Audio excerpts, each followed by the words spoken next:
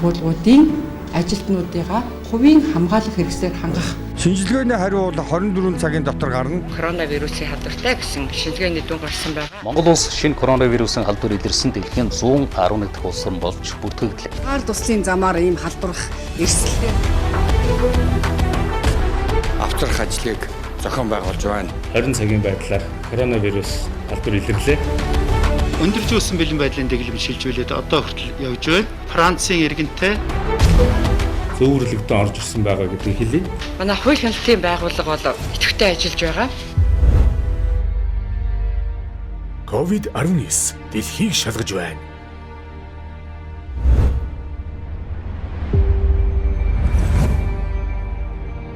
Коронавирус гэж юу вэ?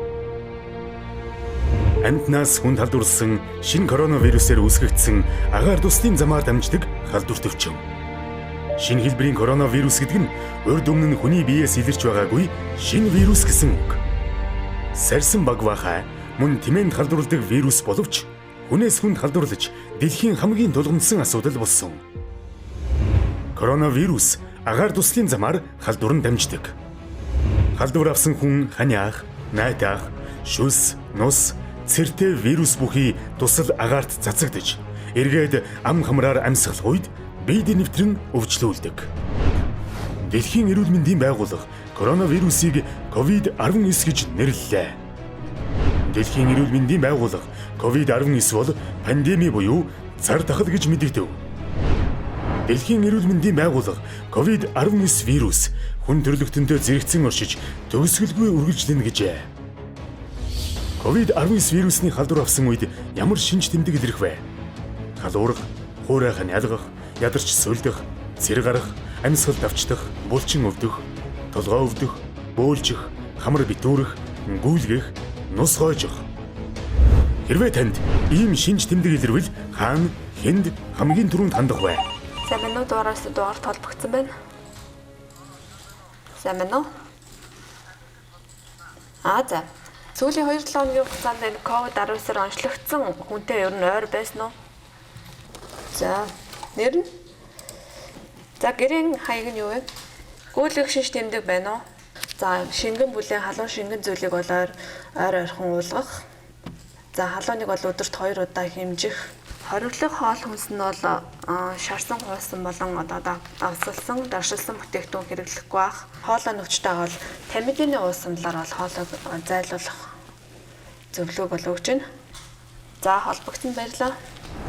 Эрүүл мэндийн сайдын санаачлагаар улсын онцгой комиссын шийдвэрээр 119 тусгай дугаарыг ажилуулсан байна. Нутц маань бол 24 цагийн хугацаанд дотоод галаадын ханаас ч шууд холбогдох бүрэн боломжтой. Нийгмийн эрүүл мэнд судлаач, эмч, ийм мэргэжилтнүүдээс бүрдсэн баг байгаа.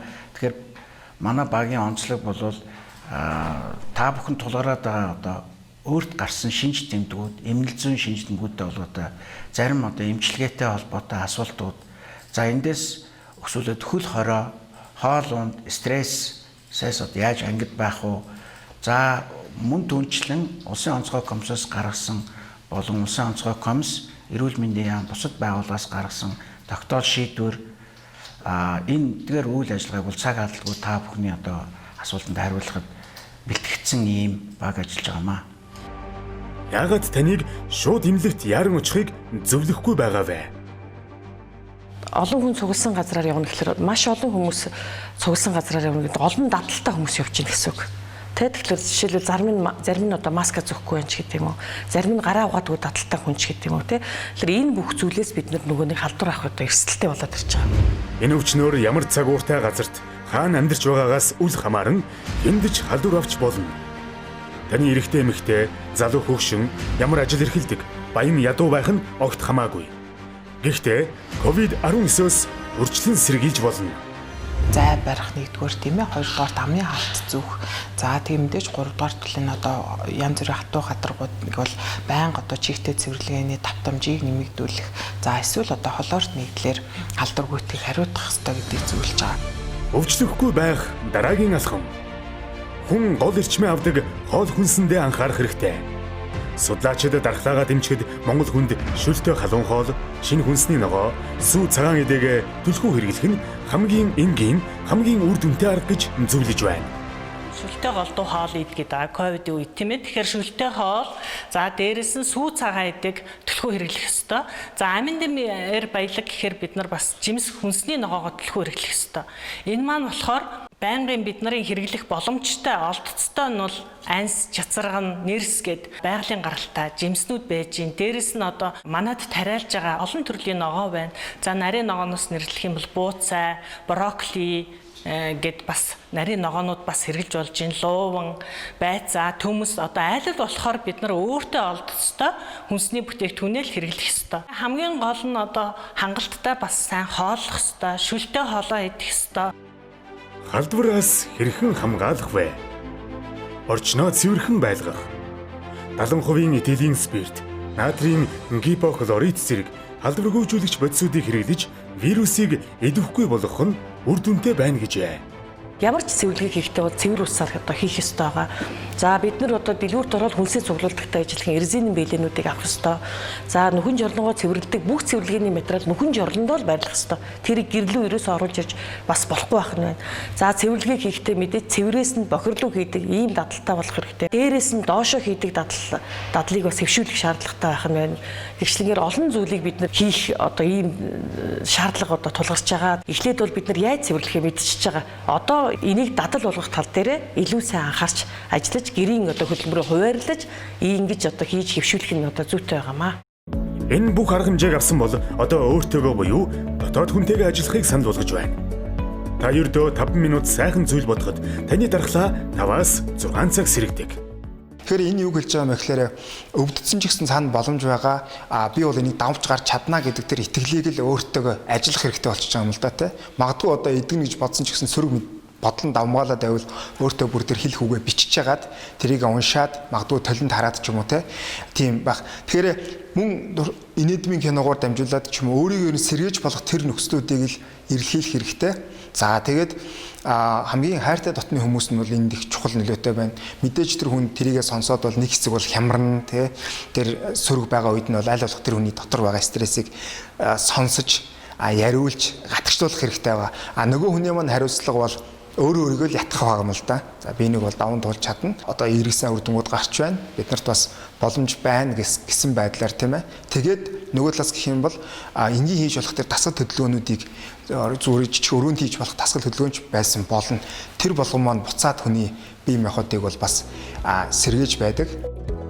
Энэ цаг үед нэг зүйлийг онцгойлон сануулахгүй бол болохгүй. Өөрөөс шалтгаалах бүх үр дүнтэй арга хэмжээг авсан ч бусад хүмүүстэй зэрэгцэн амьдарч байгаагаа мартаж болохгүй. Ялангуяа нийтийг хамарсан альва уулзалт, цуглаан, хуралд оролцохдоо үүнийг илүү анхаараарай. Улсын онцгой комисс эрсдлээс сэргийлж сонгуулийн үед мөрдөх журмыг баталсан. Амны хаалт зүүсэн байх шаардлагатай, гар ариутгагч, спиртэн суурьтай ариутгагчийг байршуулсан байх шаардлагатай. За иргэд ирэнгүүт халууныг заавалчгүй үтсэн байх шаардлагатай. За өрөөн дээр бол халдвар ариутгал одоо хийгдсэн байх шаардлагатай. За саналууд бол 1.5 метрийн зайтаагаар байршуулсан байх шаардлагатай. 30 минут тутамд бол агаарын сэлгийг заавалчгүй хийгдсэн байх шаардлагатай байгаа. COVID-19 таныг унтаж байхад ч амралгүй ажиллаж халдвараа тарааж байдаг гэдгийг огт мартаж болохгүй. Бас та бидэнтэй хэр удаан зэрэгцэн оршихыг хэн ч өнөөдөр хэлж мэдэхгүй байна. Нэгдүгээрт амны хаалтыг зөв зүүх, за хоёрдугаарт бол хангалттай сайн унтаж амрах, эрүүл зөв хооллох, дасгал хөдөлгөөнийг хийх, за цэвэр агаарт бол алхах, за мөн одоо сөрөг мэдээлэл автахгүй байх, сэтгэл санаагаа одоо амгалан тайван байлгах, за аль болох одоо гэртээ байх. За дараа нь бол одоо олон нийтийн газар, олон хүмүүс цугсан газар явахгүй байхыг одоо зөвлөж байгаа. COVID-19 зогсолтгүй дэлхийг шалгаж байна. Эрүүл мэндийн яамны анти-корона багч таны төлөө амрах завгүй ажиллаж байна. Мэргэжлийн багийн зөвлөмжийг амьдралдаа дадал болговол эрүүл амьдрах тийм ч хүнд хэцүү зүйл биш ээ. Таны эрүүл мэндийг танаас өөр хамгийн ихээр хайрлан хамгаалах хүн үгүй тул та хизээж сэрэмжээ бүү алдаарай.